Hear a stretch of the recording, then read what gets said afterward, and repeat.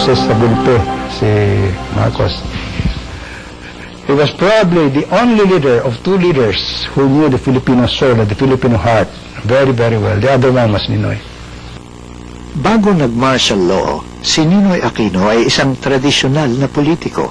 Isang henyo sa larangan ng politika, pero tradisyonal na politiko pa rin. Tulad ni Marcos, eksperto siya sa paggamit ng mga tradisyonal na instrumento ng eleksyon sa Pilipinas. Guns, goons, and gold. Tulad ni Marcos, isa siyang balimbing. Umalis siya sa Partido Nasyonalista at sumama sa Partido Liberal noong nasa poder ang Partido Liberal. Ninoy was, as everybody knew, he was very ambitious and he really wanted to be president. And his whole life was politics. I mean, he was not yet 23 when he became mayor, and everything was just planned for that 1973 election. He has driven away all tourists, which accounts for about $100 million. He has driven away foreign capital. He is causing now a retrenchment of local industries. He is causing a flight of local capital. Now, when these things finally bring their full impact on the Filipino people, let's say 6 months from now, his problems will be compounded. And then, nagbago ang buhay at pananaw ni Ninoy dahil sa karanasan niya sa ilalim ng martial law. Ikinulong si Ninoy sa salang subversion, murder, and illegal possession of firearms. Nilitis siya sa isang hukumang militar at hinatulan ng kamatayan. 5 of the members present at the time the vote was taken, concurring sentences, each one of you, to suffer the penalty of death by firing squad. May panahong sila ni Senador Jose Diokno ay magkahiwalay na binartolina sa Fort Magsaysay sa Nueva Ecija. Sa loob ng 43 araw ng solitary confinement, pareho silang inkomunikado. Wala silang nakitang ibang tao liban sa kanilang mga gwardya at walang nakakaalam kung saan sila inilipat, kung buhay sila o patay. It was also, I guess, his most humiliating experience. Now, here is a senator of the Republic, a potential president, stripped naked when he's brought to Fort Magsaysay. His eyeglasses, his wedding ring, everything is taken away from him. He is just issued two sets of underwear, you know, his briefs and his undershirt, which he is made to wash every morning so that you know, we can have a clean change every day. And that is when he really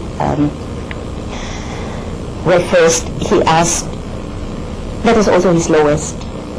That was the first time I saw Ninoy cry. And for the first time, I thought that we were really defeated. But in the depths of my desolation, I discovered my faith in my God. And it was only then that I realized I'm nothing. I realized that all the pomp, the glory of the Senate were ephemeral. That wealth, that clothing, keeping up with the Joneses, was not of this world, really. And having discovered that, I have lost my appetite for power. Hindi nawala ang diwa ng protesta. Sa kulungan, naglunsad si Ninoy ng hunger strike. 40 araw siyang hindi kumain. Nanghina siya at muntik ng mamatay. Nang magkasakit siya sa puso, hiniling niyang magpa-opera sa Estados Unidos. I told them, where can I have my operation?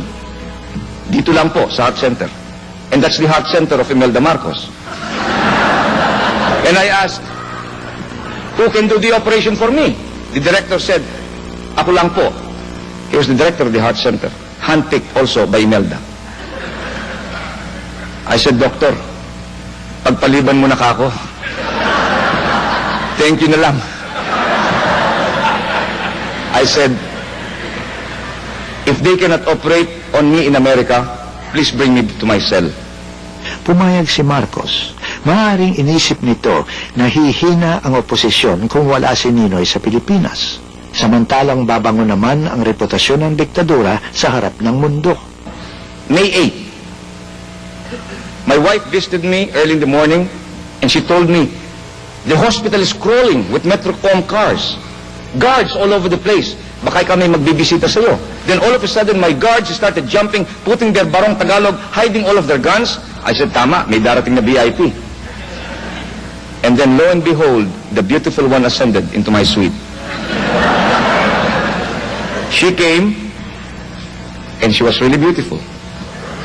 She has not aged, and she sat down and said, Naku, Ninoy, sabi niya, I'm sorry to see you like that. Would you like to go to America? Amerika ko, sure. Oo. Eh sa tuwa ko, tinanggal ko pa yung aking kwintas, kako anting-anting ko ito, iwanan ko naka-prepare dito. Palayasin na niyo ako, pumunta niyo ako sa Amerika. Sabi niya, there's a plane leaving at 6 o'clock. You can be in that plane. Tying yellow ribbons round the old oak tree. It's been 3 long years. Do you still want me? From living under the dictatorship, having your husband in prison, and wow, it was just such an abnormal life. And you've lived that life for 7 years and 7 months, and suddenly you're living together in a house. You can speak freely on the phone. People are nice to you. You can do so many things, and then Ninoy has at least a decent kind of life. Sa Estados Unidos, sumama si Ninoy sa ilang grupong kontra sa diktadura. Isa na rito ang Movement for a Free Philippines na kinabibilangan nina Raul Manglapos at Gerson Alvarez. Pagkaraan ng 3 taong pagkadistyero sa Estados Unidos, gusto nang umuwi ni Ninoy. Sa tingin ng mga oposisyonistang naiwan sa Pilipinas, siya lamang ang may kakayahang mamuno at magbuklod sa tradisyonal na oposisyon. Kung wala siya, mangingibabaw ang mga komunista sa hanay na mga lumalaban sa diktadura. And so he wanted to come back, have an audience with Marcos, and try to persuade him to call for clean and orderly elections. Naligalig ang gobyerno sa plano ni Ninoy. Para mapigilan ang kanyang pag-uwi, kinansela ang kanyang pasaporte at winarningan siya na may mga magtatangkang pumatay sa kanya kung sakaling umuwi siya. Nung nagkita kami ni Ninoy, sabi ko, Ninoy, ang sabi ni Presidente, okay na okay daw. In fact, matagal ka nang hinihintay niya eh. Ilang taon na yun, nagtataka siya, ba't hindi ka pa umuwi? Sabi ni Presidente Marcos, okay na okay, pwede kang umuwi. Ngunit, sabihin mo sa amin kung kailan ka uwi.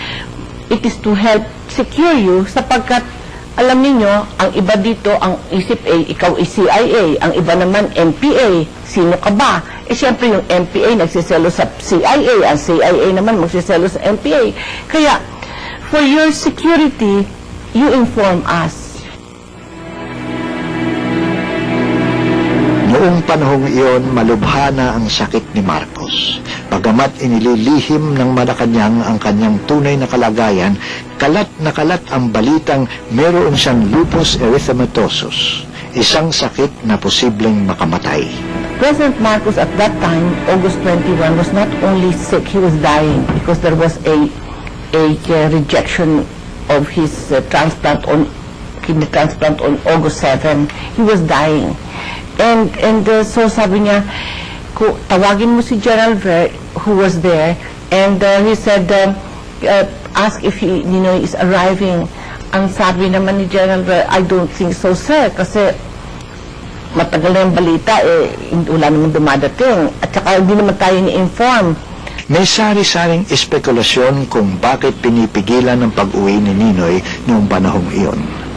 Nakatakdang dumalaw si Presidente Ronald Reagan ng Estados Unidos at maaaring ayaw ng rehimen na nasa Pilipinas si Ninoy pagdating ng araw na iyon. Maaaring natatakot ang rehimen na mabubulabog ang eleksyon para sa batasang pambansa na nakatakdang idaos sa 1984. May haka-haka rin na sina Imelda at General Ver ay may planong sunggaban ang kapangyarihan oras na mamatay si Marcos. At natatakot silang baka masira ang plano nila kung darating si Ninoy. Gayunman, nakagawa si Ninoy ng paraan para malusutan ang mga balakid sa kanyang pagbabalik. Nakakuha siya ng peking pasaporte sa pangalang Marcial Bonifacio. at dumaan muna siya sa ibang bansa para lituhin ng sino mang sumusubaybay sa kanya. You have to be very ready with your hand camera because this action can become very fast. Yes. In a matter of 3-4 minutes, it could be all over, you know. And I may not be able to talk to you again after this.